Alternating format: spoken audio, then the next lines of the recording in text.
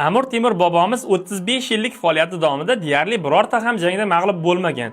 Buning siri faqatgina qo'rqmasligida emas, balki maxfiy harbiy texnologiyada edi. Bobomiz jang maydonida chig'atoy kamonlaridan foydalangan. Bu kamonlar o'sha vaqtdagi har qanday soatni teshib o'ta olgan. Shuningdek, u dunyoda birinchi bo'lib jang maydonida psixologik usuldan, ya'ni ulkan nog'oralar va olovli chiroqlardan foydalangan. Bobomizning razvedka tizimi shunchalar kuchli ediki, dushmanni yuzlab kilometr uzoqlikdan nima qilishini bila olar edi. Hattoki mashhur fransuz imperatori Napoleon Bonaparte ham Amir Temur bobomizni o'ziga ustoz sifatida bilgan. Napoleon bobomizning jangovar taktikalarini yoddan bilgan, unga haykal qo'yishni orzu qilgan. Uning xonalarida Amir Temur bobomizning kitoblari saqlangan. Napoleon mening g'alabalarim ortida Buyuk Temurning strategiyasi yotibdi deb aytgan. Dunyoni titratgan insonlar bizning bobomizdan o'rnak olishgan. Biz dunyo boshqaruvini belgilab bergan insonlarning vorisimiz.